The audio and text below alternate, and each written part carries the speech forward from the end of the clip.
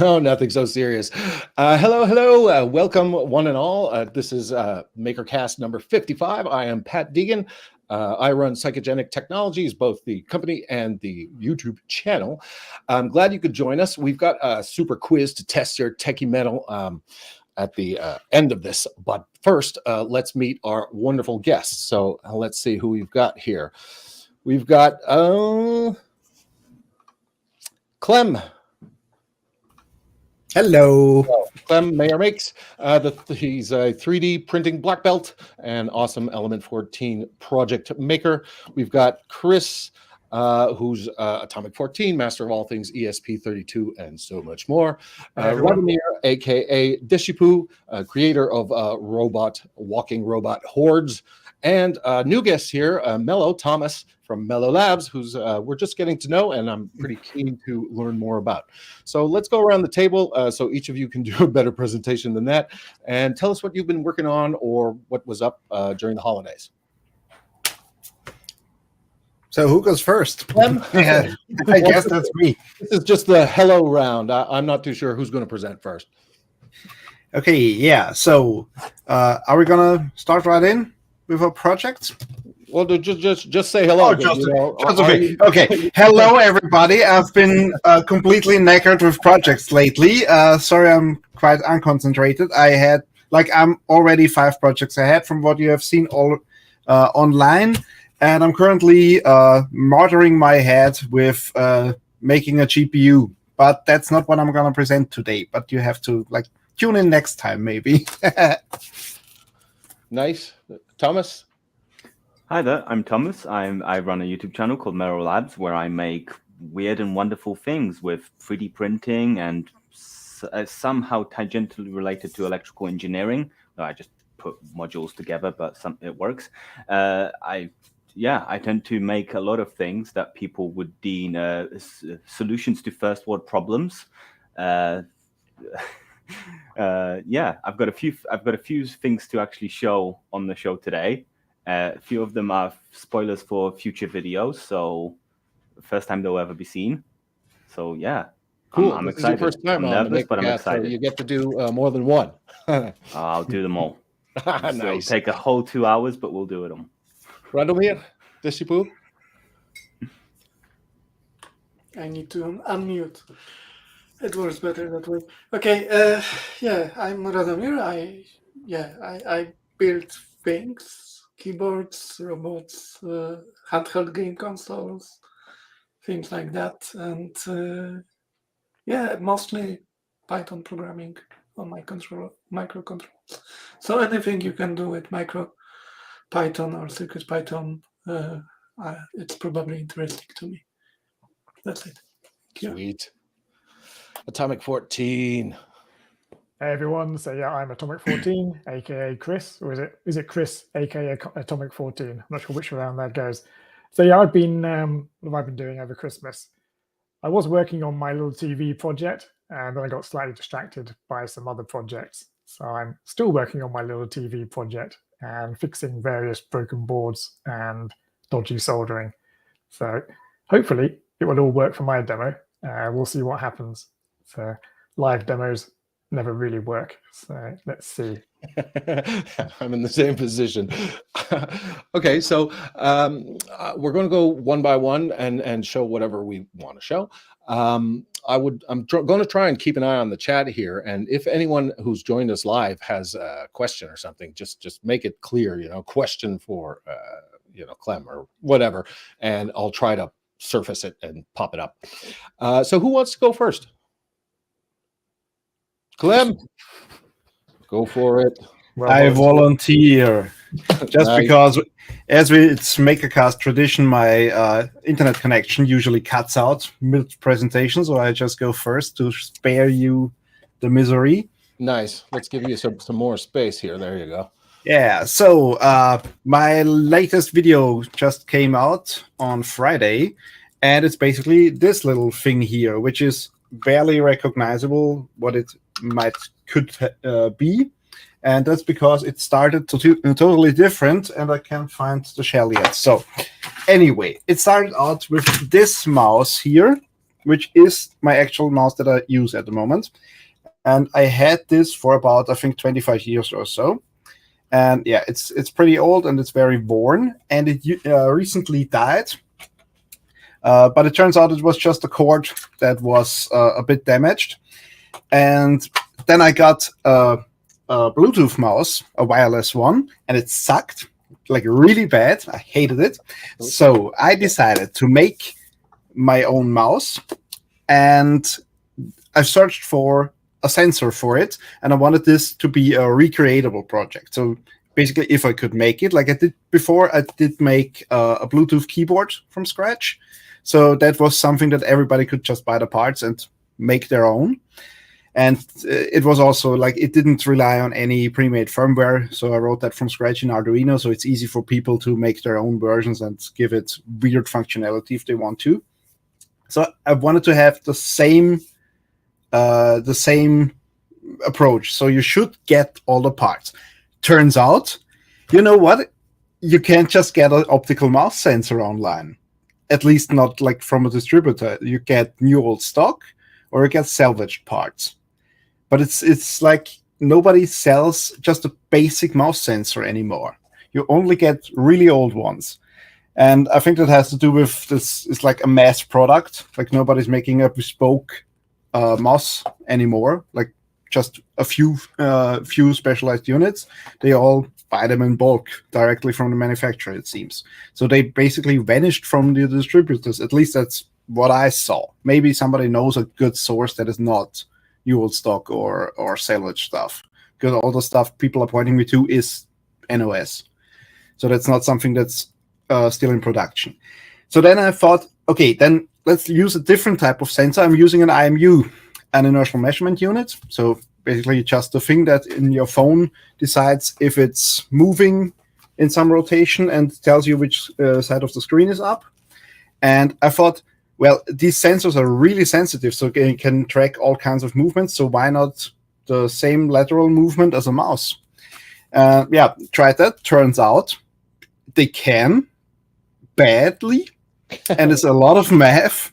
And usually, I'm not good at math. I never went to college. I have no understanding of all of that. But I tried to like copy paste stuff and apply some stuff I found in papers.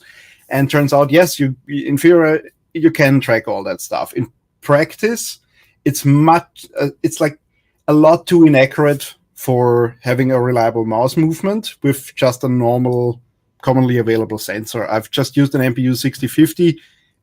Didn't really work out with that. I found a paper. They did it with two 9050s, which seemed to work a lot better.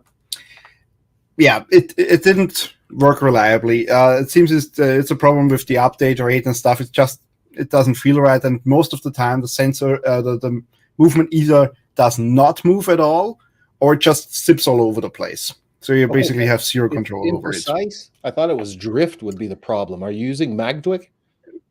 It's basically drifting during all the math. The drift occurs so fast, and sometimes it barely moves, and then it zips all over the place. It's basically, if there's an error, basically it adds up so quickly that basically your code breaks.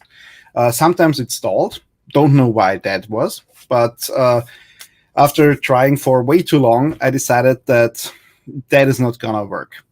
So I switched to a different concept. I've seen I got the inspiration from the little track point on IBM/Lenovo laptops, the red one, which maybe is reminiscent of this shape. And I noticed when you move that, it just does a tiny movement in either one of this direction. The original has strain gauges, so it knows in which direction you're pushing to gauge even the tiniest movement. But basically, the top is slightly tilting a little bit. And I thought I could recreate the same procedure with basically an AR mouse. So you hold it like that, and you make just tiny movements and can move your cursor about. And if you want to make big movements, you make big movements with your mouse, and it's a lot faster. So basically, it works more like a joystick than any other mouse. And if you don't use it, you just lay it flat on the table and the mouse stops.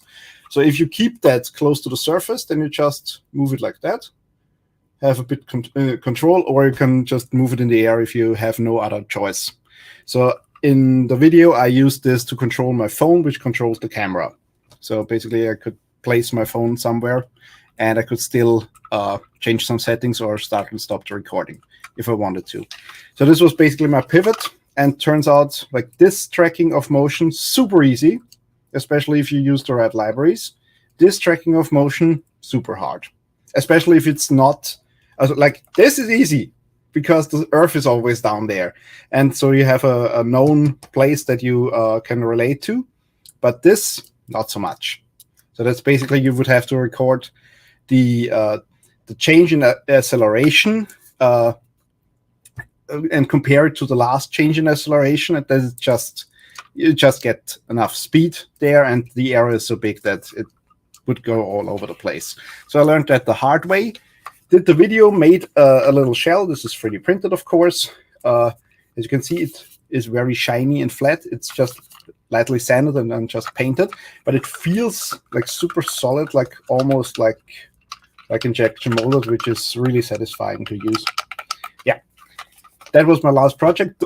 It's doing the numbers so far pretty good. And if you want to like make your own stuff, all the files are like always for download for free.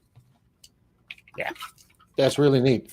It's like, do you know I think it was the Space Mouse or something like that? Have you seen that? Yeah, I've heard of stuff like that, but I've never like used or seen any in real life. The Connection 3D mouse was pretty popular. It was always too expensive for me, and I was worried. Like I heard the driver support for Linux is not great, so I didn't bother getting a used one yet. But yeah. I heard it's pretty popular, and technically, this is not very different from it. Originally, I planned like here's a little socket that is meant for a little spring, and it had a weighted base plate. So it was meant to sit on that base plate, so you could like move it with tiny movements, and also around this axis, and it would return to center. That was too wobbly, so I left that off. It was much more stable by just resting it on the table. And just that's how the Space Mouse works. I got one, and I actually set it up manual style to work with KiCad. So left hand would be doing one thing, and right hand would be doing the mouse. And it was pretty cool, but not cool enough to actually use all the time. But the way they did it, it was like on a stub. It was like this thick, and it kind of bounced back when you let it go. It was very springy. And the MPU, how many degrees of freedom is that? Is that a 9 DOF like the Razer things? 6. No, that's only 6. That's the thing. The 9050 that they use in the paper, that's 9 DOF. So that, and it's a lot more accurate. Thankfully, both are in R&D, so I don't have to worry about bringing in project anything further. So I've tried it. That's my project. If anyone wants to like iterate on it or make it better or whatever, please do. Take it and run with it. Sorry? What's the MCU? MCU is an ESP32S3. Should be fast. Because I just use that for everything now. And it's easy to use with Bluetooth, and I don't have to have any USB UART converter for programming it. So it is just an easy choice that I tend to currently. The last few projects I did with an S2 just because to use them up. But yeah, I'm now pretty good on S3s. What do you use for the battery? The battery is just a pouch LiPo, a little one. I see. And it's, do you have charging? Yes, I have the same, like in, I think 20 projects or so, I've used the same charging circuit and protection circuit that I made up 2 years ago. And that proved very reliable. Sadly, also the protection ICs are now in R&D, and I can't find anything similar from any other manufacturer, which is really a pain in the ass. I really don't want to have to scrap that circuit because it works perfectly fine. Yeah. Do they recommend like a replacement, or they're just no? It's Diodes Incorporated made like a broad range of these protection ICs, and they discontinued all of them. Okay, well the mouse thing is a little surprising, but this one is pretty terrible. I think like the trend now is to use a separate IC and separate MOSFET. So they are. Chips that have the MOSFETs built into the chip. Yeah, this is one without MOSFETs, but it discontinued the ones without and the ones with. So basically, they don't make those anymore. I think they are basically pulling out of that range of products. And I found some charging ICs that have protection included, but they the overall cost is like double. So it's not worth for me for changing. And they require what's called an EEPROM for configuration on there. So I don't want to go into that territory, actually. I just like everything default configured, so it's just reliably working. I don't want a dying EEPROM to mess up my charging. Well, so with those, it was just a resistor, and you select the right protection ICs, which sets maximum charge and discharge, basically hard coded, and that's it. So it was a very good solution, and I keep using up the parts that I have, and I will use it in the future. But I have to think of a new one. It's really cool. It's weird. I did basically it was a tool for guys who were doing architecture or something like that with a high-speed mouse optical sensor in it. This was years ago, and it worked really nicely. But now you're telling me we couldn't make it if we wanted to now. So that's I can't find any. If anyone knows a source, like a real source, not just some random AliExpress seller, that's not a source. That's just somebody buying stock. So, but a real source for like mouse sensors that you could buy in individual pieces, not just a reel of, then let me know because I couldn't find a single one. I think I saw some on Mouser, but I would have to check again. Yeah, you have to be careful with that because the like some of the reseller, the distributors have like marketplace now, and that's like new old stock. So basically, there's nothing against buying new old stock and using that for a project. To be clear, but when I make a video, I want that to be recreatable in a few years when people discover that by accident. So that's the way. That's why I always look for parts that are active. Sorry? Have you seen the Ploopy mouse thing? So Ploopy is an open source. It started with a trackball, and they have a whole series of trackballs. They also use the same mouse sensor in the trackball, and they also have a mouse now. And now they are making headphones for some reason. It's all open source, 3D printed stuff. So I assume they use a sensor that is available somewhere. So if you could check what sensor they are using. Oh yeah. You see, if I would have known that, I wouldn't have made the video because then I was like, oh, there's already an open source mouse, so I don't have to. Yeah, of course. That happens quite often, where I make the video and then somebody points me to, that already exists, and so that's not the point. The point is I made it, but if I would have known that it exists, I could have learned a thing or two and maybe save myself some time. But yeah.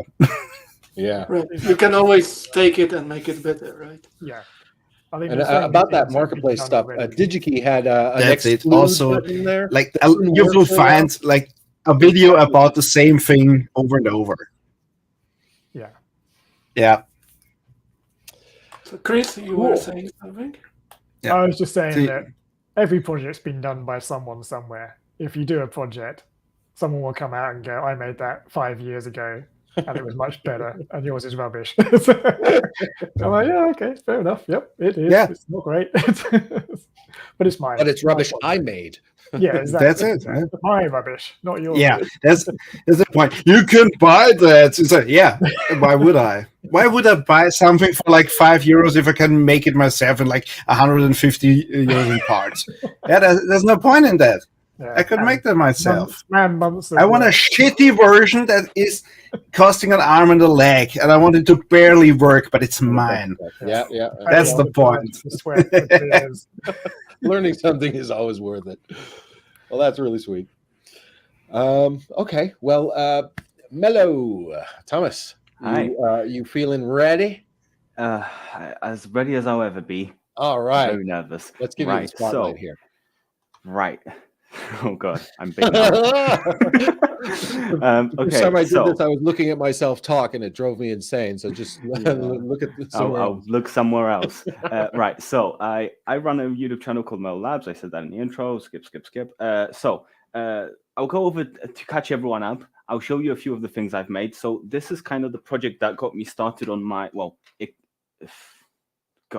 this was the first project I 3D printed. And then I did all the electronics as well. And I did this in start of 2021-ish, 2020, around that area. So this is a fully 3D printed tank with just some gear motors inside, and it runs off of what is the ESP32 is inside. And there's a Raspberry Pi Pico on the controller, and they communicate over Wi-Fi, over UDP, so that you get very little latency. I've managed to get him to go like 50 meters away from the controller, so it's pretty good. He's recently had a revamp, so he looks fresh. But yeah, so that's kind of the project that got me started. Oh, there we go. I can get some. So that's kind of the project that got me started. I posted him on Reddit, and everyone on Reddit liked him. So and then my YouTube channel kind of started, and then for over a year now, my YouTube channel has just kind of been my main thing to do. So I've been focusing a lot more on video projects and stuff like that. So I just make a lot of things. Twice a week, I put up twice a week. Jesus, that's not a good schedule. Twice a month, I put up videos, and then the other 2 weeks in the month, I do live streams. So live streams, I usually just disassemble old technology, and I just sort of go through it and inspect it and see how people design things, like reverse engineering, but live.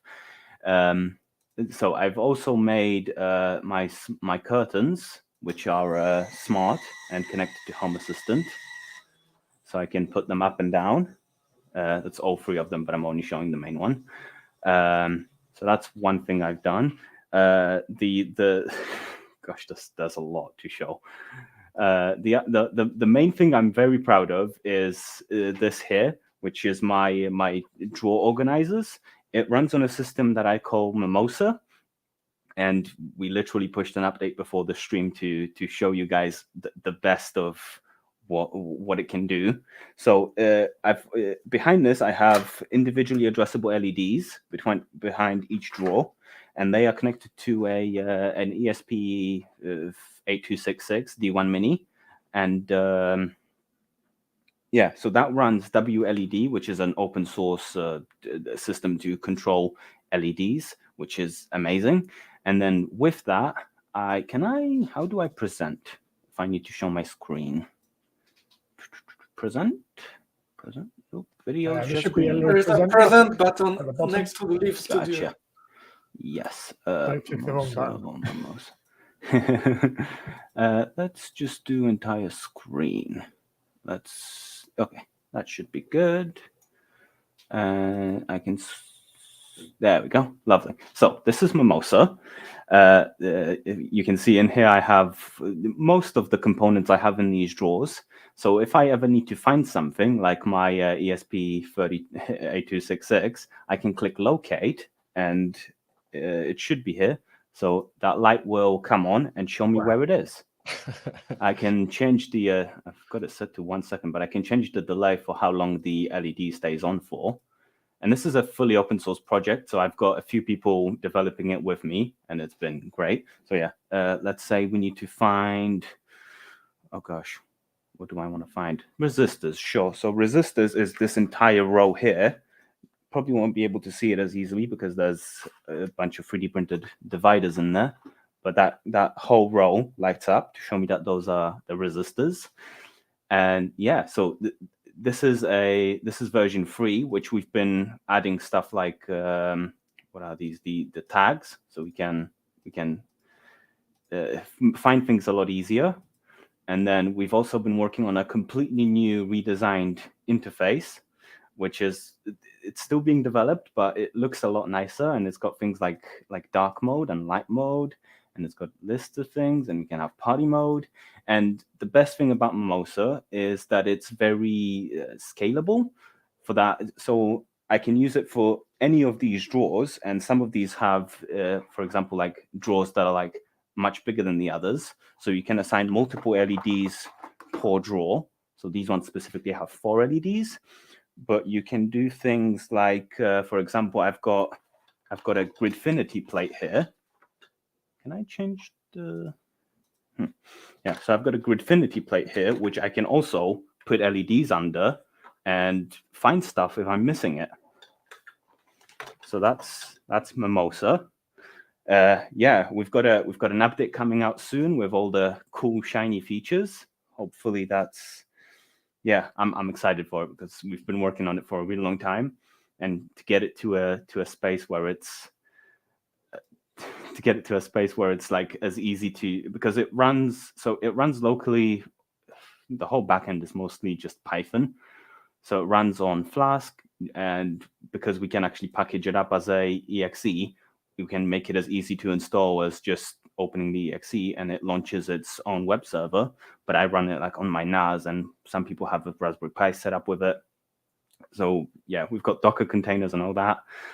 Yeah, we've been doing a lot of work to make this as open and as available for everyone as we can, and just making it super easy and convenient for people to make themselves.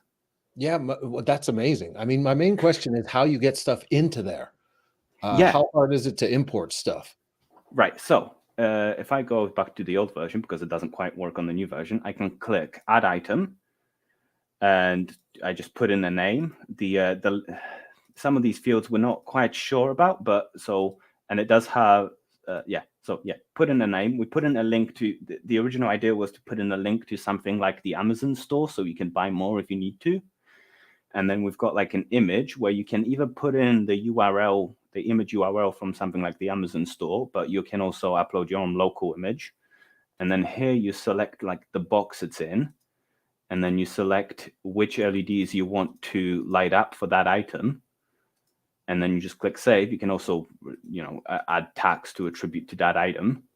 And it's basically as easy as that. We can even edit items here. So you can see we've got the things, and I can change, for example, which LEDs come on for that particular thing. So I can select only those 4. If I do that, all 4 of those should come on now. Nice. A feature request. I want the barcode scanner for those DigiKey barcodes. Bring it in. Listen. The best thing about Mosa is that it's open sourced. If you want it, you can code it yourself. I have gotten so many comments about people just saying, "Hey, add ChatGPT to it," or add voice recognition to it. I'm like, I really don't want to. I don't. That's not the way I like to use it. So I tend to not. But yeah, if you want to add something like that, feel free. I have people that want to use this to organize their DVD collection, because you can get the LEDs dense enough so that it's like one, when you stack up DVDs next to each other, there's like one directly where each DVD is. So you could just import all your DVDs into the database and just light up which DVD you want to watch. So it's very expandable. There's a lot of cool ways you can use it. Right, so that's Mosa. Stop sharing my screen now. Right, and then I think as my final project, I'll kind of show you what my next video is about. So we all have battery chargers, right? Regular AA battery chargers. These guys. The problem I have with these is that when I charge batteries, I then end up usually putting them next to the batteries that aren't fully charged, which probably just bad on my part, but I decided to make this a better solution. So instead of having to put them in a charger, I've made this, which is an automatic battery charger. You put your batteries on the top here, and there's a little drum that will rotate it into place here and will charge it. And then when it's fully charged, it will dispense it at the bottom. If I manually push it over there, it dispenses it at the bottom when it's charged. And you can just stack as many batteries as you really want on top of this, and it will one by one cycle and charge all of them. Yeah, and that video should be out next week. like the way they make toast in restaurants. Yeah, basically, yeah, just a conveyor belt of charged batteries. Yeah, and really because I worked on this project about a year ago. It was literally last January. I checked literally, last January. And for some reason, people really wanted me to continue with this project, even though I thought like, well, I have a regular charger. Why would I want this? But enough people wanted it to where I was like, okay, I'll make it. And there was a lot of people being like, yeah, sometimes because some battery chargers will overcharge your batteries, so it'd be nicer if they just kick them out. Some people wanted this for stuff like 18650s when they're doing battery packs, so you can reprogram them without, we charge them and discharge them as many times as you want without having to actually do it yourself. What's the charge controller, like an MCP something? So I'm using an off-the-shelf charge module. It literally went on Amazon and looked up a charge module. But yeah, it runs on a stepper motor, which it doesn't actually need the stepper motor. I could have just used a regular DC motor, but version 3 can be, and it runs on the Raspberry Pi Pico there. But yeah, just it's literally just called a rechargeable battery charging module, whatever, and you can change how many batteries you charge with it by changing the resistor on it, and it does a good job. To sense that a battery is charging, I literally have a wire connected to the LED output of the charger, because it comes on when the battery's charging and then goes off when it's not. So I literally have that going into the analog input pin of the Pico, so it just reads the voltage, so it knows when it's charged and when it isn't. So it's reading the voltage at the top of the LED? Yeah. Which goes to max when it's off. Yeah, okay. Yeah, exactly. I'm disappointed you didn't use a photoresistor for this. I did think about that after, but then I was like, a photoresistor or a single wire? It's okay. Also, this light is usually the stat output of the charging IC, so it makes perfect sense to do it that way. Yeah, exactly. I will use a photoresistor in my next project, so don't worry. I do have some. Excellent. Yeah, as much as I want to show other stuff, I think that's a lot. It was good. It's really cool. I'm jealous of that system. I have no idea how I would manage to just bring everything in. That's my big concern here. I've got technical debt, hoarder debt. Nah, you can manage it. So they have this. I usually get my parts by the cabinet. So I buy the full cabinet of people that died. So there is this program for your phone that can sort Legos. Oh yeah. You take a photo of just a pile of Legos, and it will tell you what Lego bricks you have. That'd be cool. I did have somebody message me about because they run a Lego store, I think on Etsy or Amazon or one of those places, and they literally have just a wall filled with these. And he's like, "Hey, could I use this?" I'm like, "It's gonna be a lot of work, but yes, you can." and connect it to the Lego directly as a plugin. Yeah, that would be I mean, there is because I posted it on many places, there's a lot of comments that like, yeah, it's just a pick to light system. You didn't make anything special. Like, yeah, I know. I made it open source, so I just made a version. I need to ask, sorry, do you have a Snake game running on it? No, but I could technically. Not yet. But because they are, because it's WLED and I can put them as 2D matrices, I can have like scrolling text and stuff, and like Game of Life and stuff like that playing on them. Tetris. So easily. Yeah, exactly. Oh no, you can't do Tetris. Because then when you complete a row, it would disappear and you would lose my parts. I mean, I've got a big version as well. This is for my my Patreon supporters. There's a giant version that's just a giant panel with WLEDs and 3D printed plaques for each of my supporters. So you literally highlight them. I literally highlight them. Yeah, that's yeah. I've also have like signatures from people that I've met over time, like 3D printing nerd and stuff like that. But yeah, they're all on one big board, and I'm surprised at how quickly it's filling up. Nice. Nice. Very good. Yeah. Very good. Well, thanks. And that was a great first appearance on the MakerCast, man. Super. Thanks. Who wants to go next? I can go unless Deshipu, you're desperate to go next.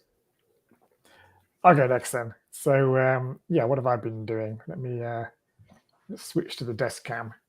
So I've been messing around with my tiny TV board. As you can see, it now has a little microphone. So I'm running a little ESP monitor on that. But I got slightly distracted because I got hold of one of Unexpected Maker's tiny watches. And I wanted to get my TV code running on this. And if you look very carefully, there is a very, very tiny buzzer here. And it's driven by a really simple circuit. So it can just be switched on and off. So getting audio out is quite a challenge.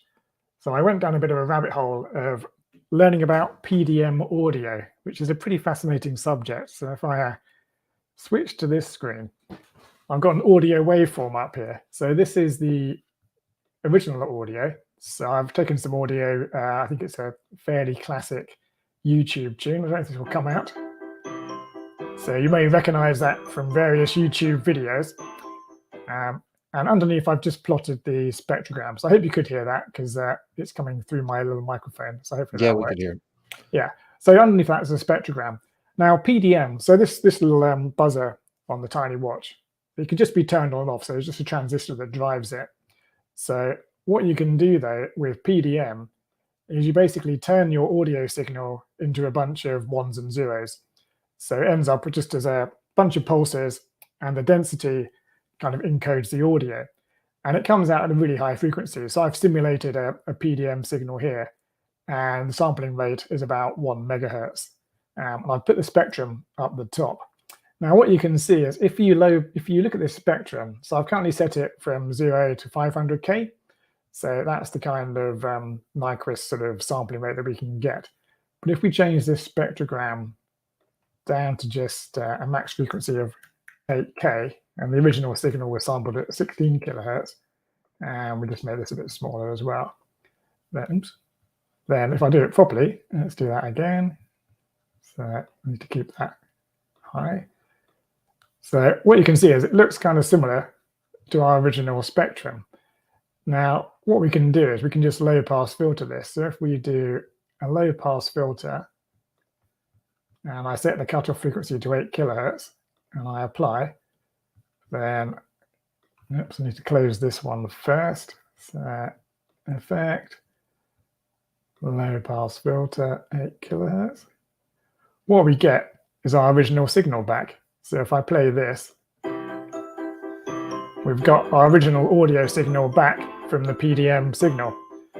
So what this means is you can kind of reconstruct a PDM signal just using a low pass filter. So you output the PDM signal on one of your GPIOs, and then you run it through a RC filter, and you get back your audio signal.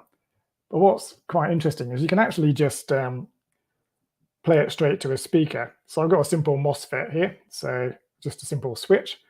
And if I plug in the ESP32, then we get audio coming out of our speaker. It's not the best quality, but it just works. So you can reconstruct a PDM signal into normal audio pretty easily. So let's turn off because it's a bit loud. So doing that, I was able to get audio to come out of the tiny watch. Now, the only thing is, it is a tiny buzzer. So it is very, very quiet. If it boots up, hopefully it will start. I'll push the button. And it connects to my Wi-Fi. Don't you need a battery for it to work? Well, if I plug it in, thank you. Good point. So yeah, that's now the light's on. So let's push the button. Hopefully it will boot and connect to Wi-Fi. There we go. And I'll put my microphone right next to it. Hopefully you can.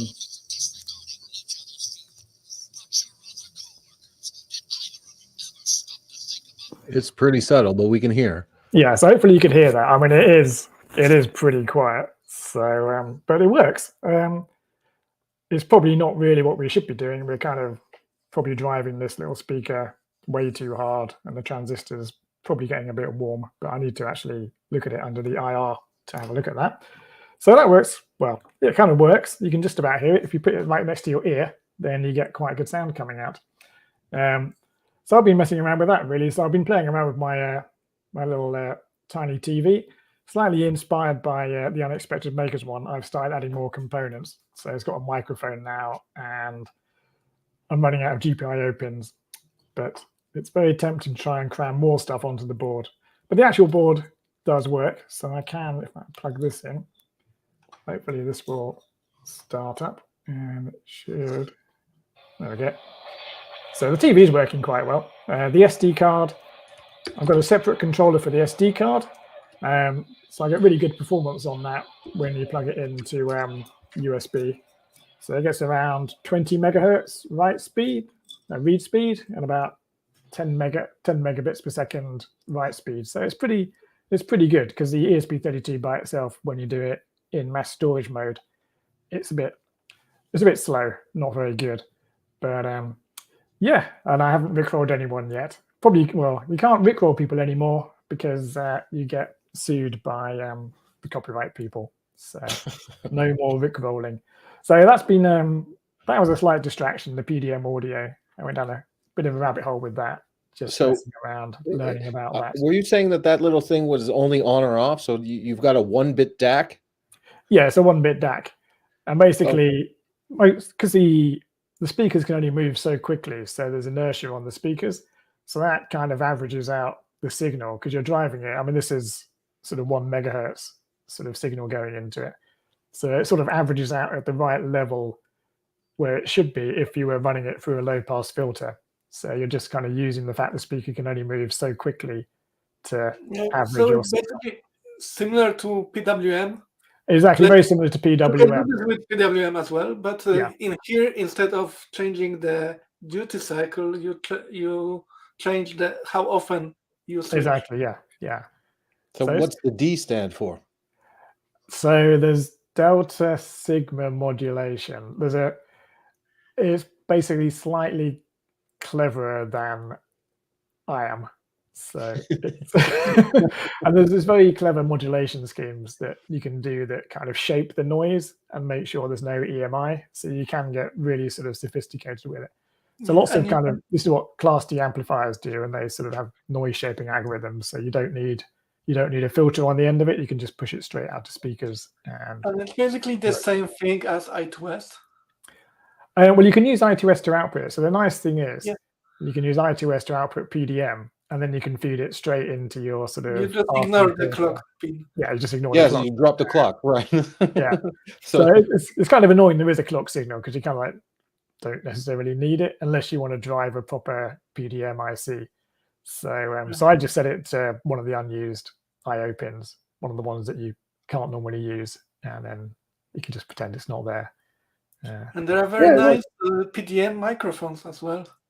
Yes, this is actually a PDM microphone on this board, and it works. It does actually work. I had problems before with PDM microphones where they didn't seem particularly good, but this PDM mic that I've got on this board seems pretty reasonable. So it seems to work okay. It picks up sort of audio. I haven't done any actual tests to see if it's particularly accurate or good, but seems to work. So yeah. So that's all good fun. More audio projects. I keep seeming to go back to them. Can't get away from audio projects. It's stuck with them. But I'm going to get my TV board finished. I might do a version 4 now. I'm kind of thinking maybe I'm not very happy with the display at the moment. I don't like soldering on the flexible things. It'd be much nicer to have a socket.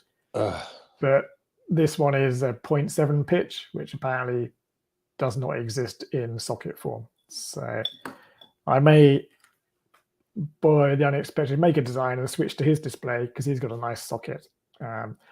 There's also a And touch it has screen touchscreen as well. Touch screen as well. But I need to free up some more pins to be able to read the touch pins. So I might, yeah. So I think version 4 is coming of the board. So version 3 is all right, but I think version 4, it's time to do another one, I think.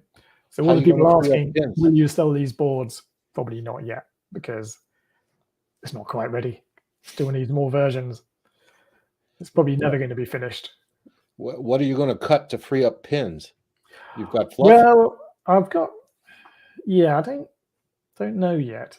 I could, at the moment, I'm using the SD card in 4-bit SDIO, so I could switch back to SPI for the SD card for the ESP32 side of the communications. So that would free up sort of 3 pins. There's a couple of, I've got a battery monitor pin and a USB monitor pin for checking the voltages, so I could free those up. I'm sure I can find some pins Stuff somewhere. you only do intermittently. You can always mux. That's true, actually. Yeah, good point. Yeah, that could work. Yeah, I've got a quick connect as well, so I could do away with that. But that's quite useful to have. So yeah, I don't know at the moment. I need to find some pins. I need Expressive to release a new chip with more pins. Then Yeah, now with more pins. Yeah, I can do version 4. So yeah, so that's been me just playing around with boards and audio and doing stuff like that. Cool. The PDM. Is it compressible? How is it, bigger or smaller? Well, it's a bit stream, so I don't know actually. Don't know, to be honest. I mean, it comes out many more samples, so you're basically upsampling to get your bit stream. So I went from in my simulation, I went from a 16 kilohertz sort of samples to a megahertz bit stream. So yeah, but your samples are 1 bit. I mean, you can so chunk them together into words, you could try and do something clever, but you'll probably end up encoding it back into a sort of here's a count of how many bits were in this. Oh, it's back to being a wave. Yeah. Back to an audio signal to compress it. So possibly not. I don't know. Yeah. Not sure. But interesting. Yeah. Fun. And just final question on that: the algorithm you got to convert there, were you doing this with something pre-built, or? I found some Python code online that did. I'll put it in a chat window. It seemed like it was sensible. I mean, there's no guarantee it's actually doing the right thing, and it looks too simple. My ears. Looks too simple to be completely right, but it looks right. It's doing a first order delta sigma modulation. So I'll put a link to the place where I borrowed the code from to do my simulation. Is that related to what the ADCs do? I never knew what the delta. It is, yeah. I mean, I put a post out saying we don't need a DAC on the ESP32, and I got a whole bunch of people saying that's just a DAC. It's a 1-bit DAC. This guy's an idiot. So I was going, oh, okay. Tough crowd. Fine. So yeah. Nice. Yeah. Nice. Thanks. The Spoo. Are you ready to unmute? Yeah, unmuted works better, definitely. So, about 5 years ago, I started on a journey. My keyboard broke, and I couldn't find a keyboard that would be equivalent to the old one that broke. I couldn't buy the same model anymore because they stopped making them. So I went and started looking at how people make custom keyboards, of course, as one does. The problem is I have to use a low profile keyboard because the way I use a keyboard, I keep my hands on the desk at all times, and I only move my fingers.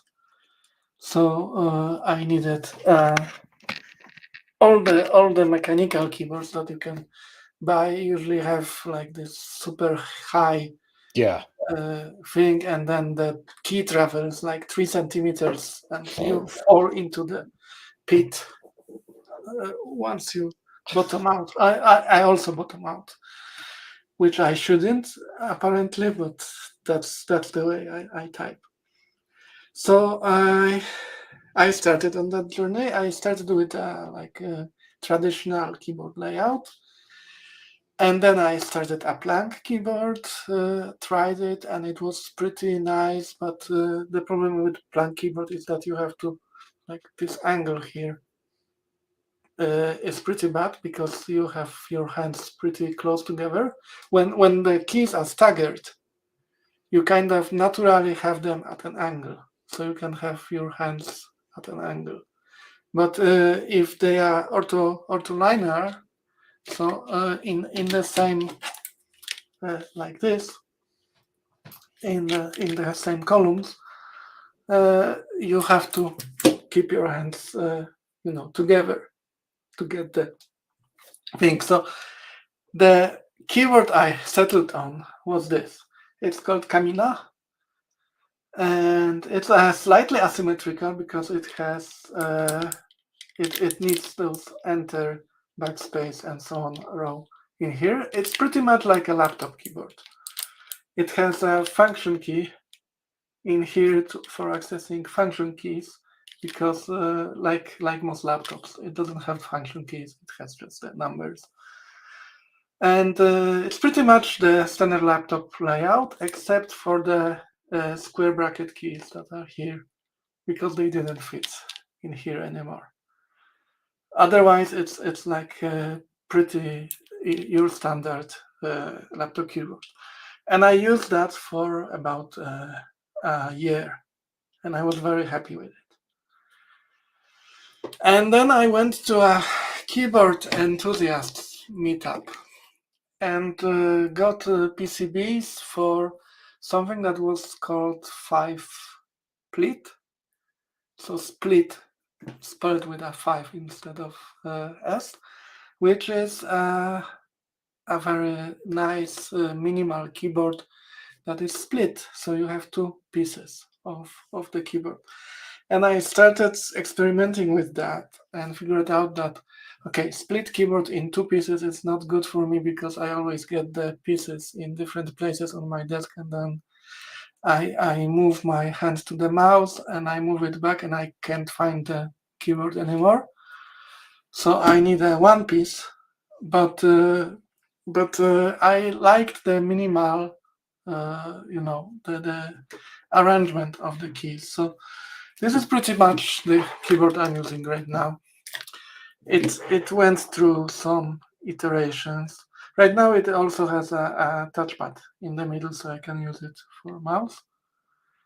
And I moved the P and Q keys to the sides because my pinky finger is not long enough to reach here, and it's much easier to reach here. Otherwise, it's still pretty much your regular minimal keyboard. It has 2 layers, one for numbers, one for navigation, numbers and symbols, of course. So it's a pretty standard thing, and that's what I'm using to this day. So 2 years, and I'm super happy with it. The pain in my wrist went away, and I think I'm faster at typing as well. The thing is, this keyboard, people really love it. Like when I go to a keyboard meetup right now, so all the attention is on this keyboard, because people want to have, they are not brave enough yet to switch to a fully ergonomic keyboard, but they want to try something that is ortholinear but still has all the keys on it, and low profile, of course. So the problem with this keyboard is, for when I made it, right after that, I'm using a SAMD21 chip in here, because it only requires like 2 capacitors as passives for it, so it's a very minimal bill of materials. Maybe you can see the chip in here. The problem is that's a QFN chip that is pretty annoying to solder by hand. And then you have to flash the bootloader on it. So you need a special programmer to do that, and software for that programmer. So that's additional, hoops to jump through. For people who are interested in keyboards, the soldering experience is in soldering the keyboard switches only, which are through hole and pretty easy. And this is really scary to people. So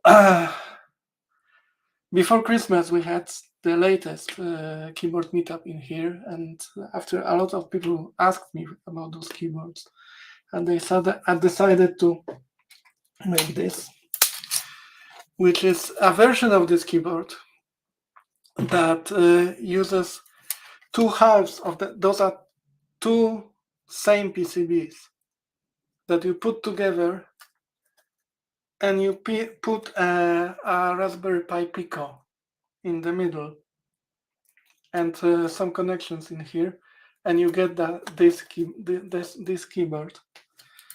Basically looks like this. I'm using a Pico clone that has a USB-C connector here, but otherwise it's pretty much a standard Raspberry Pi Pico. And of course, this is much easier to solder. This one is sockets. You can also make one that is directly soldered to the PCB. So the problem with programming the chip is solved. Of course, it runs CircuitPython because that's how I roll. So it's very easy to edit your key map because it's just a text file that you edit on your. When you hold down a key while you are connecting it, it comes up as a USB drive, and you can just edit your layout this way. And I made it in two parts like this because this is cheaper to order. Basically, large PCBs are quite expensive, and if you can make them half smaller, then they're half cheaper. And you have to order 5 of them at least anyways, so that gives you 2 keyboards. Anything else? All right. I also added, like the original version just had the keys soldered in the switches. This one can also use the keys soldered in, like here, or you can use hot swap sockets. The nice thing with hot swap sockets is that you can replace the switches with switches that have different characteristics. So for instance, you don't like clicky ones, you can switch to liners or tactiles or whatever. You can experiment with different springs and so on. But also you can rearrange the keys the way you want. You can see I left those 4 keys here empty. But you can, here is a switch. You can just plug it in here.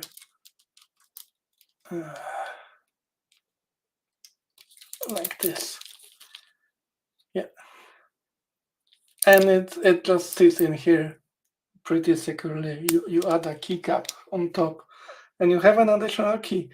So I made it this way because it's supposed to be a stepping stone from this to this.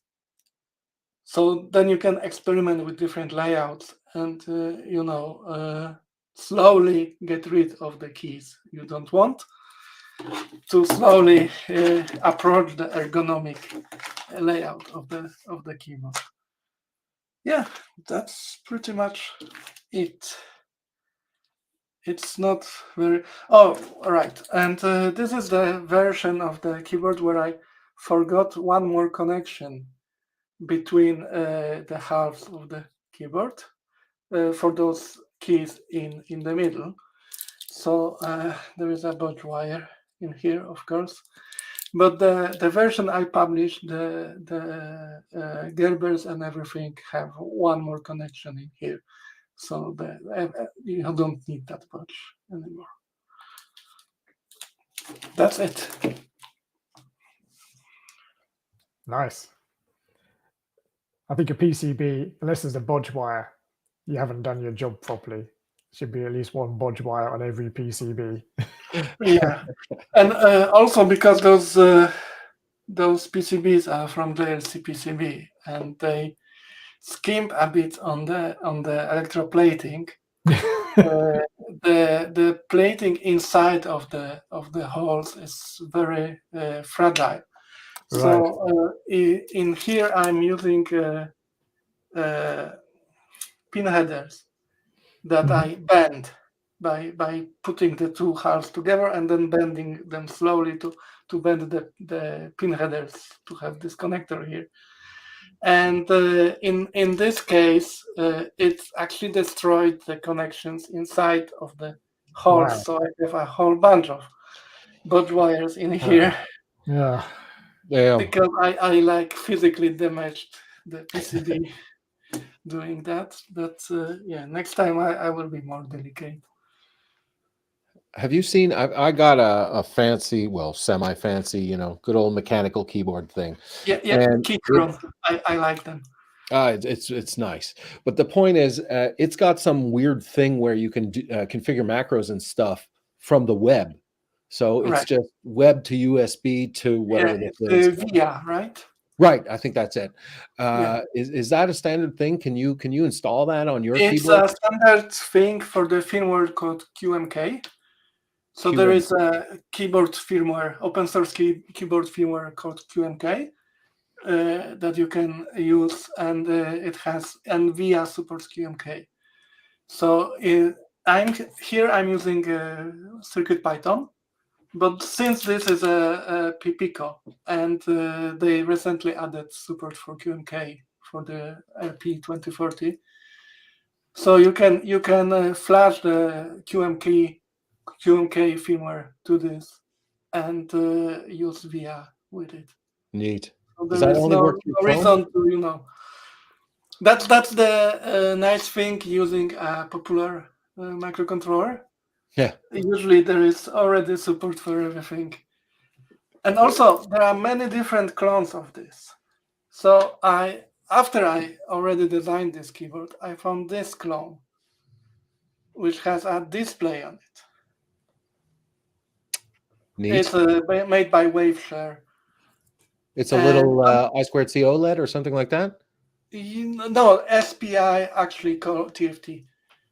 Actual TFT. And the only problem is the display uses the same pins I'm using in the keyboard. So this particular clone will not work with this particular design of the keyboard if I found it before that when I was designing, because I left some pins unused, but not the correct ones. You just need a little adapter jig between them there, a remapper. Yeah, that would work. Or you just make a new design. Or you just make, well, it's a big PCB. The design is in Easy EDA, so it's quite easy to modify. I see no problem. The only problem is because you are only designing one half of it, like this PCB. So you have at all times you have to keep in your mind that there is a second half. And for instance, there are jumpers in here because you want them to be connected only on one side and not on the other. Right. Is it the same PCB though? Is it mirrored? Yes. Okay. So when you connect them, you have to solder all the jumpers that are on the bottom side and leave open all the jumpers that are on the top side. That sounds like a nightmare to figure that out when you design it. It's worse than ribbon cables. Yeah, it's a brain twister a little bit. You have to think in 3 dimensions, basically. That's why I forgot this one connection. That's understandable. Yeah, it's a connection between the halves, because the 4 keys in here, they are logically one column. Because I didn't want to have 2 columns just with 2 keys in them. So they are physically one column of 4 keys. and that column, normally I only need to have rows connected to the other side. But this one column, because it spans two halves, the column wire also needs to be connected, basically.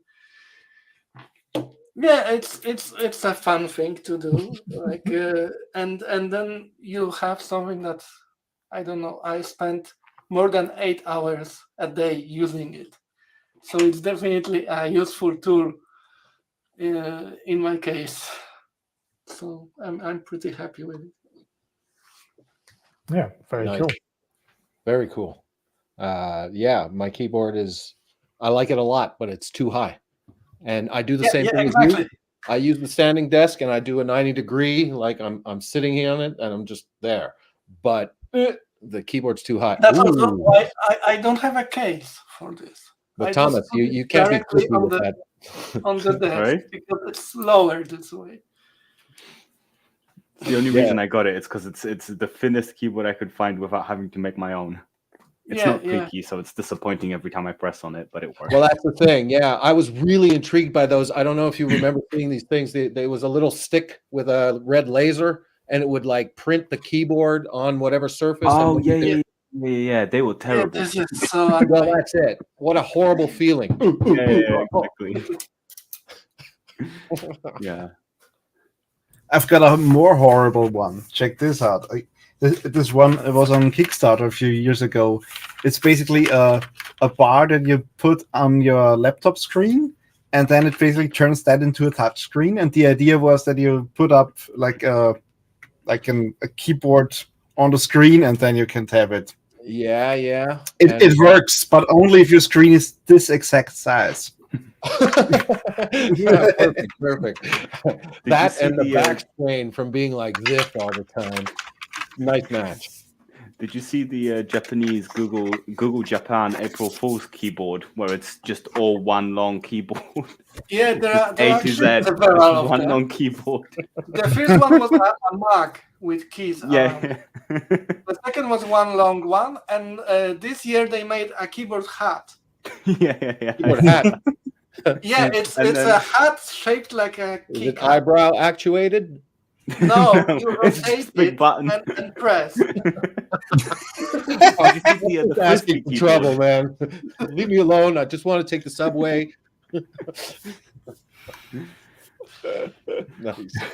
Yeah, well, they are definitely on the edge of progress. Well, I've thought about that, and I was like, wow, we're lucky that we invented the keyboard rather than the Chinese, because I don't know what we'd have. But I keep imagining, like, the drummer from Genesis, like just keyboard. Everywhere I look, keyboard. Have you seen the actual traditional Chinese typewriters? They exist. No. Mm-hmm. Look for them. It's amazing piece of engineering. Wow. It is. I will. I'm curious. So is it like meaning radical something? Put it all together. They don't use keys. They have a selector, a stylus, and then one key to actually. Right, and there's a little guy in the box that paints it. Basically, that would probably be easier than what they came up with. You just scream the character into the little tube. Well, cool. They had printing press with movable type before Gutenberg. I didn't know, but I'm not too surprised. Yeah, if you have to write all those characters, that gives you more incentive to yeah. But I mean, that's worse than Clem's stock there. Well, where's the character for left foot? Yeah, you could use Tomasz system for highlighting the right key. That would actually. You can make like a typing trainer with that, and have the next key that you have to press light up. So you can say, it was this one. Yeah, and if it's those like Thomas's thing, it's also a physical trainer. Like 60 words a minute. Exactly. This one, this one, this one, this one, this one, this one, this Dance one. Revolution typer. Your typing tutor could Just electrocute the A, keys you're not supposed to touch. B, That would be a good Oh, that's a good one. Pavlovian training with Cool. I guess it's my turn. I don't have all that much to say. Hold on a second. Let's see what I can show. Yes. So I had a huge stack of things that I would have liked to do over the holidays. No one's going to email me. I've got all these PCBs to do, blah, blah, blah. And it turns out, yeah, I rested a bit. However, I did finally get some, did some work on the tiny tape out demo boards. So these things are basically tiny tape out is an ASIC, that people make together and whatever. And it comes on a chip that's on a breakout board, and we stick it on this demo board thing. Now, the new version is faster and all these things. And the point is the version 1.2.3 of these boards had a little spot for a Raspberry Pi Pico. Cool, but it was optional and whatever. So this time, what I ended up doing, we decided that we wanted the Pico functionality, but not the Pico little extension thing. Instead, we were going to stick the RP2040 directly onto it. And so that's what I did, and you can see it right there-ish. Anyways, this was the first time I ever did that. So putting the RP2040 directly on it. So let's see, maybe I can show you something. Yeah. KiCad. What surprised me is how easy this was. So this is the circuit for the demo board, basically, and the RP2040 is connected to basically everything that's coming from the chip. So the chip sits in a breakout here, and there's inputs and outputs and bidirectional pins. We have PMODs and stuff like that. But the point is, right here in the middle is this RP2040. So looked at the data sheet, looked at how the Pico is done, and basically replicated that. And it's nothing. So stuck a 12 megahertz oscillator here, which I assume is related to the USB stuff, gave it a USB connection and some flash. And you just kind of follow what that is, stick it on there and try it out. What was really neat is, let's see if I can show you these. Yeah, okay, there's not too much light here though. So this is an assembled, it's very dark, huh? This is an assembled version of the board, and it is currently connected to USB. The neat thing was that when I powered it up, after doing the electrical tests and stuff like that, I plugged it into USB. Okay, everything's fine. Plugged it into the computer, and boop, it just came up as the external drive, RP2 boot or whatever that is. So if I go here now, I can show you the... So what I did was I just dumped MicroPython on it, the UF2 file for the Pico, and that was it. And so what happened is it booted up, and where is my console? Here's this console. Let's move this down here. So this is something weird, and maybe you guys can actually help me out with this because I don't know why it's happening. See this DTR here in GTK term? It's off here, and if I try to do anything, the Pico is unresponsive, and it just kind of goes to sleep like this once in a while, and I don't know why. So if I toggle DTR, eventually, toggle it back on, it comes back to life. So I don't know what that's about. I don't know what's happening there, but I can recommend you for this stuff a program that is called TIO. TI off? Well, it isn't related to the terminal, though. It's really related to something like the Pico, because I tried just screen and that was it. But the point is, I created a little mini program here, and I can actually do stuff like loop the outputs. Oh yeah, we're not seeing it anymore. Nope. Here we go. So now I'm looping the outputs, and when I click on buttons, well, it actually understood that the reset was clicked. So the point isn't how interesting this program is, because it really isn't. But if I change the inputs here, it actually can read these things. And so what it's doing is it's actually connected to what will be the inputs to the tiny tape out chip, the outputs of the tiny tape out chip, and everything else. And the major lesson of this is, wow, Putting a Pico on a circuit is very easy, but if you want to keep it small and or cheaper, even cheaper, because these things unit cost is like $1 or something, and plus the crystal and a flash, that's it. So that is all of my presentation, I believe. I just remembered something. So when you are compiling your CircuitPython firmware, there is an option in there to delay initialization of the USB clock. Because on some boards, I don't know what's the problem in there. I think it's related to how far the crystal is from the chip itself. The crystal takes long time to start up. I don't think it's related because when I plug it in the first time, it comes up, no problem. It's the thing is, if I don't interact with it for a while, it just goes to sleep, and there's nothing in D-message. There's nothing about the USB disconnecting. It's really the DTR that wakes it up. I have no idea. I had the same stuff with mine happening. So I had it on. I don't have to report it, but on the second version of my ESP32 Linux thing, there was an RP2040 on there, and when you boot it up with that connected, it comes up. But when you switch the USB connection to another one, then it's basically timed out and wouldn't come on again. Basically the same behavior as with yours. Unless I would toggle. I would toggle re-enumeration, basically. Then it would come back on. Oh, it's not re-enumerating, though. It's just the DTR. It just comes back up. The USB is still connected. It's still listed in LS USB. Everything's there. It's just a mystery that's kind of bugging me. This is simulated serial. It's not really serial. It's just USB serial, and it doesn't have DTR. I know, but it wakes it up. I don't know what to say. There's no pin. Yeah, but I think that the DTR is actually triggering re-enumeration. Because when I try to re-enumerate, it comes back on. I'll have to check it, but I didn't think it was.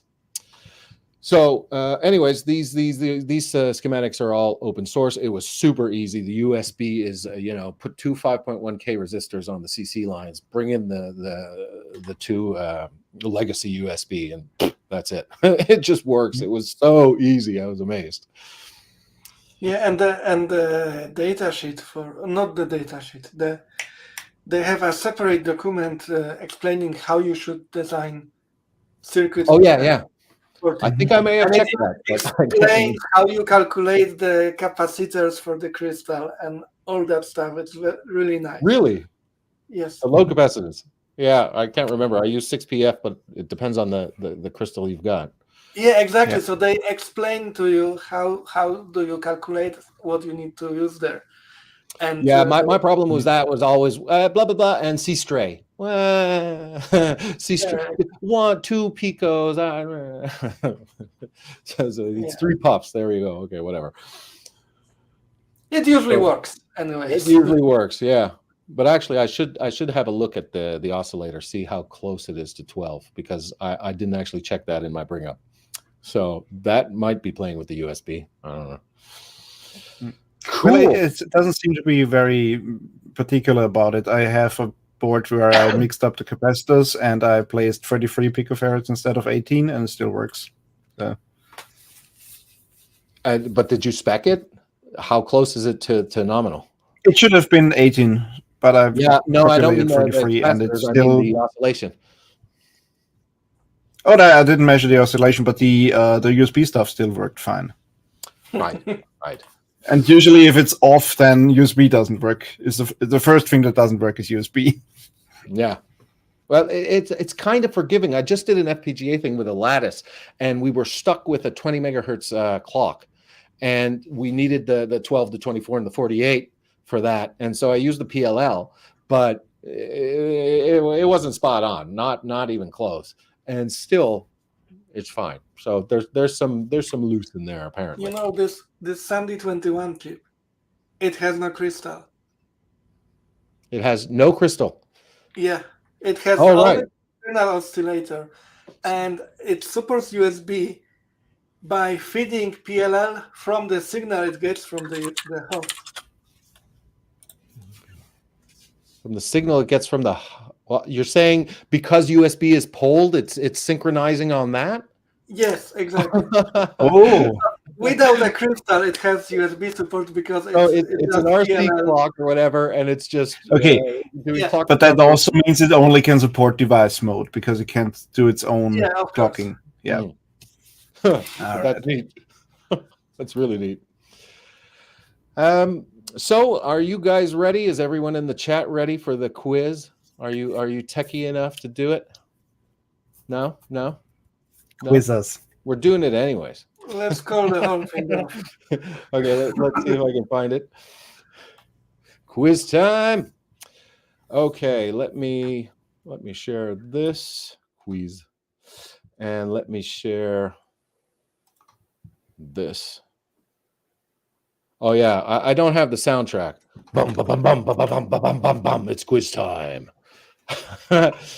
So let's go. Let's see. I need my quiz here. Damn, too many windows. It's the quiz. So the rules of the quiz, as usual, the quiz master's word is final, and that's all the rules there are. So, are we ready? Call it a yes. Question 1. Sorry. Yep. We are Ready. writing it down. Don't say the answer, right? We are writing it down, and you give us the answers at the end. A common name for patch wires added to circuit boards at the factory to correct design or fabrication problems. Oops wire, blue wire, purple wire, underwire. Oh, okay. WTF. Not the answer I had. The thing is, I'm hoping that it will be hard enough, but I've added bonus questions. So the bonuses allow you to get more than 100% if you're an overachiever. What's the prize? The prize, Guido asks what the prize is. Apparently the prize is to host the MakerCast, so be careful. Question 2. Monty Python, a British comedy troupe named after the Python programming language, have a man come out of a refrigerator in a pink tux and sing Sit on My Face, Eric the Happy Bee, Medical Love Song, Galaxy Song. Have you been drinking paint finger lately or something?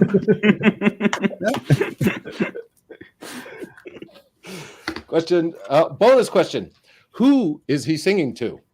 And the idea with the bonus questions is they're open here. So when we come down to getting to the answers, the first one who kind of screams it out or puts it in the chat gets that point. Maybe we should have 2 sections. Well, so who is he singing to?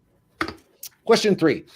2600, the Hacker Quarterly magazine, founded in 1984, gets its name from a Bell test equipment part number, an audio frequency, a street address, an Atari console.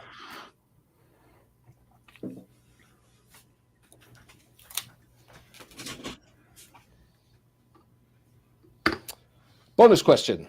Who has been the editor of the mag since forever? Hang on. Only real fans would know that one, I guess. Oh, yeah, I got it banned on Facebook. And what are the origins of his handle? Question 4. The hexadecimal word fill pattern for freshly allocated memory under a number of IBM environments, classic Mac OS, and Commodore Amiga. Some modern debugging tools deliberately fill freed memory with this value as a way of converting Heisenbugs into Bohr bugs. I'm not going to try and read these. Bad root, dead beef, bad. I guess I am trying to read them. Feed code. I've seen at least 2 of these, Ah, yes. but I don't know which when. Take a guess. Bonus question. Who sets the deleted pointers to the very obvious 0008123 because it throws an exception when used stale? Question 5. A factory test designed to catch systems with marginal components before they get out the door. The theory is that it will protect customers by outweighting the steepest part of the bathtub curve. FAT. Factory acceptance test. Burn-in period. Performance test procedure.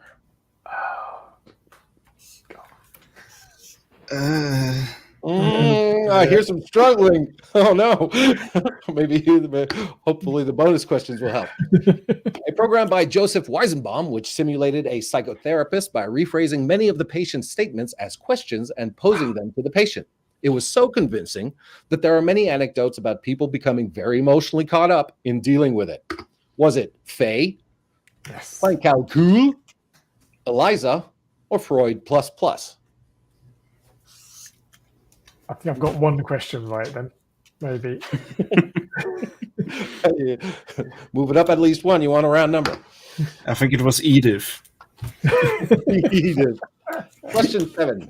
When did Richard Feynman introduce what came to be called the Feynman diagram? 1948, 54, 65, 72. I had to look this up. He's quite old, isn't he? Yeah. Good old Feynman.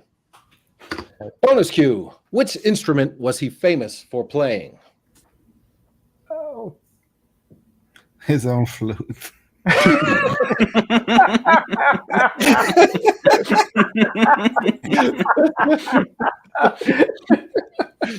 Okay, you get a point there. Not to toot my own horn, but yeah. Question 8. For a 100 kilohertz signal, what percentage of the return current is found within the plus or minus 2H below the trace? So H being the thickness of the board, how much of it is in that plus or minus 2H? Is it 50, 30, 90, or 70%? Who doesn't love the EMC question?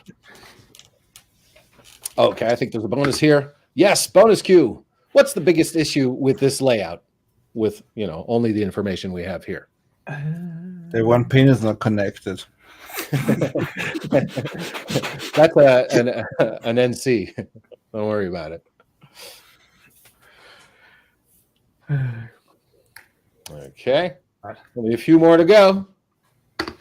Question 9. When the Borg launched their attack against the Federation, they abduct, assimilate, and designate Captain Picard Locutus, Loquacious, Lucretius, or Locust?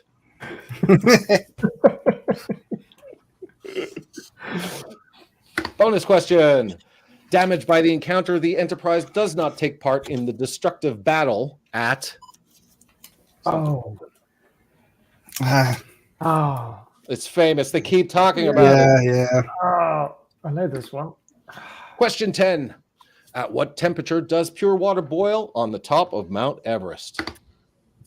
94, 68, 76, or 111 degrees C, with conversions for our funny friends.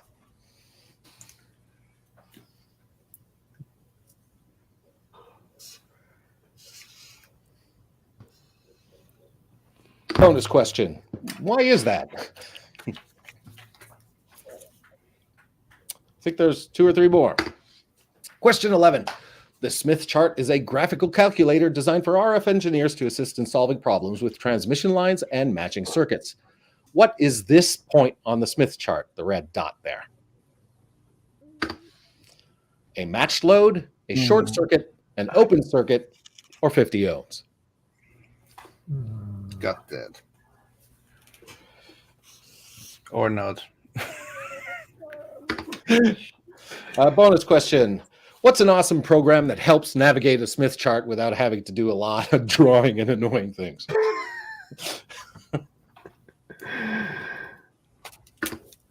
Question 12. What is the latest version of the C++ standard finalized by Working Group 21 in February 2023?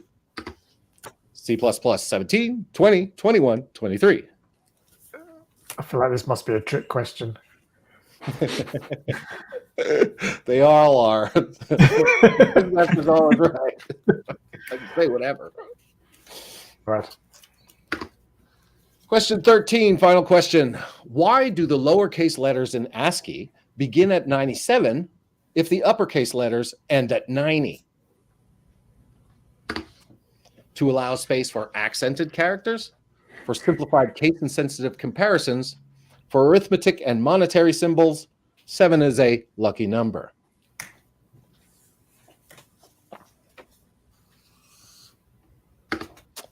That's it. How do you think you did?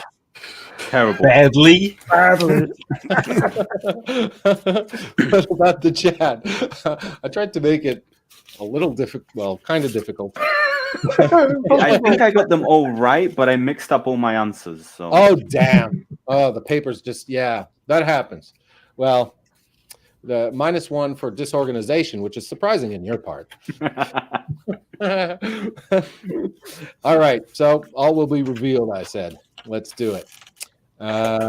You ready? Here we go. Whoop. Okay, question 1. The basically correct designer fabrication problems. It is blue wire. Although purple wire is a thing, blue wire is a thing, red wire is a thing, but this specific one is blue wire. Although it's because the wire they used, the insulation of the first wires of this kind were always right. low. Apparently, pink wire is like the military speak for the same thing because they have pink wire for some reason, or used to. Sure. Question 2. Monty Python, blah, blah, blah. What was the song from the guy in the pink tux? It was the Galaxy song. Oh. Yay, got that one. I love that song. It gives me shivers every time.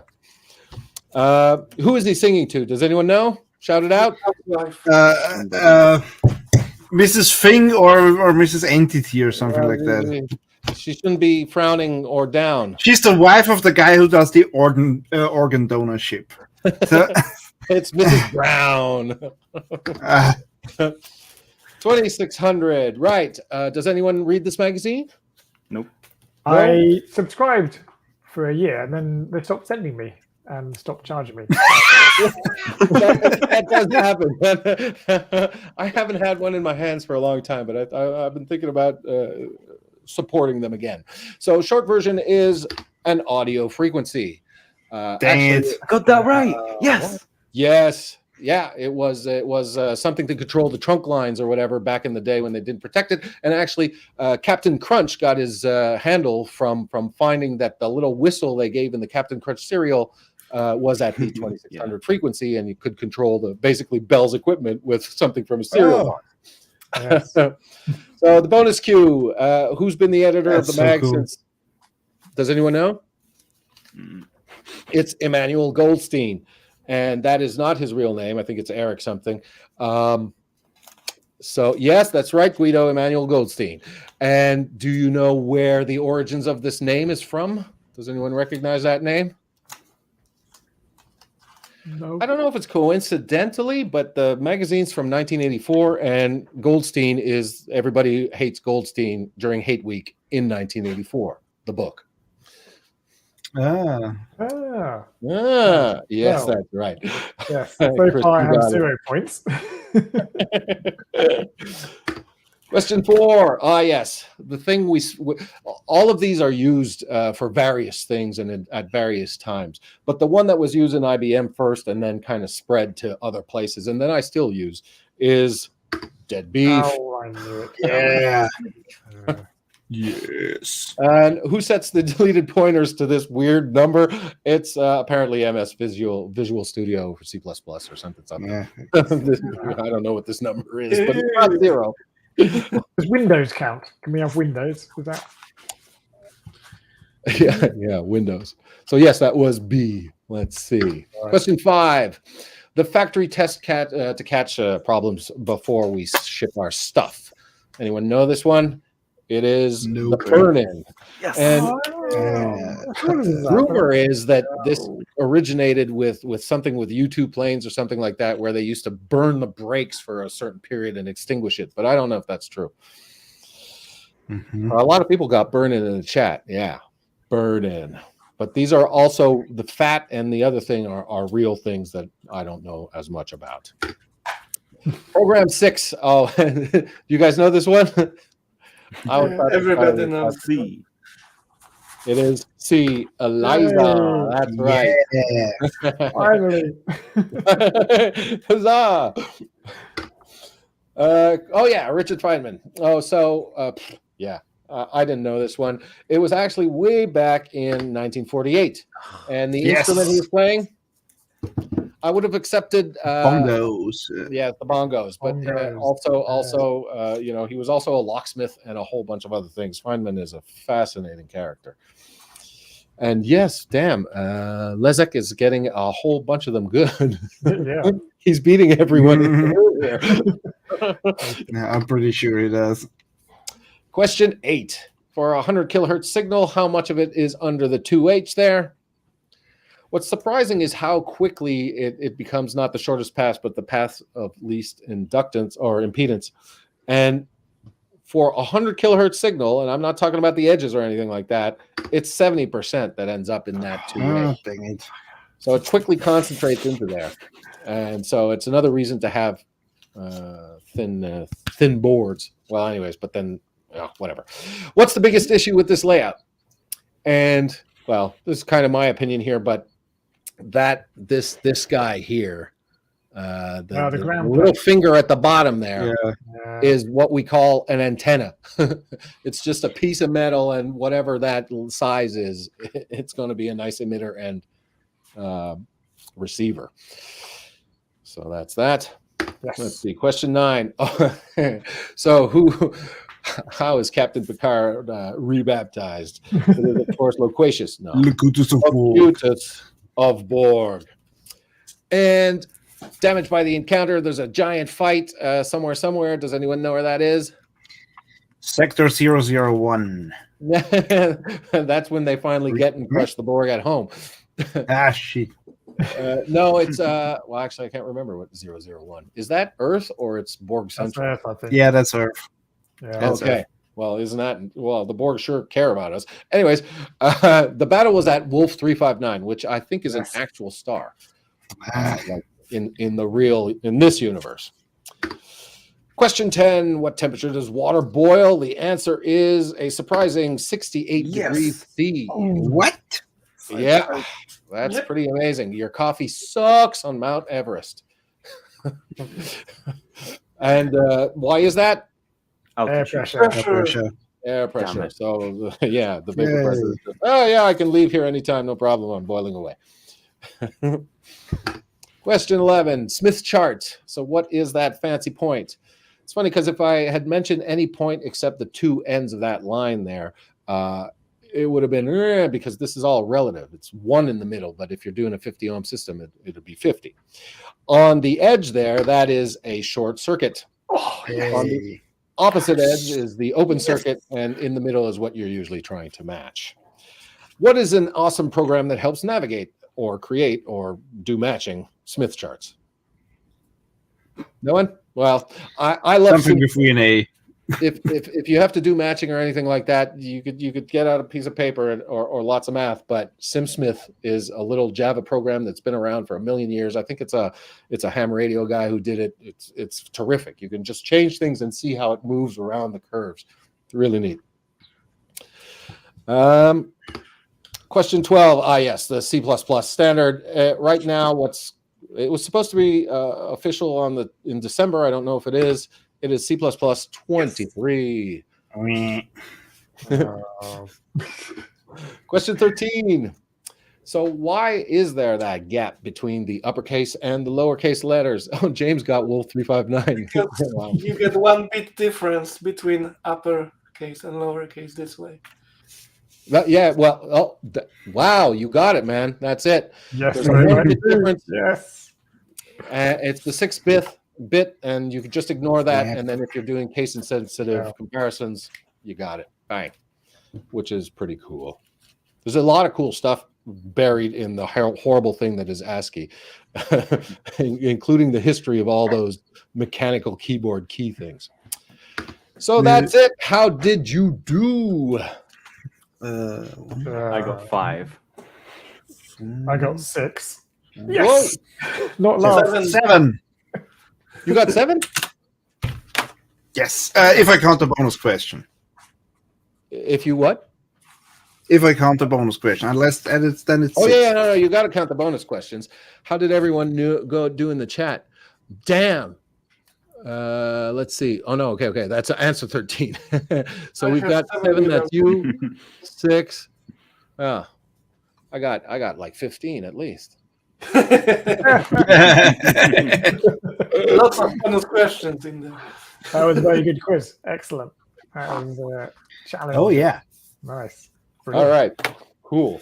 I was Those finishing were it up. just before blatant the- luck. Well, I think this concludes our 55th episode of the MakerCast. It was really great seeing all you guys and interacting somewhat with the chat, although I kind of had trouble managing that. Thomas, thanks for joining us. I hope you'll come again and show us more of that stuff. And yeah, I'll be posting PRs to your thing there because I really need auto import. Thank you very much. Thank you everyone who joined live, and we'll see you at the beginning of next month. Cheers. Bye bye. Goodbye. Bye.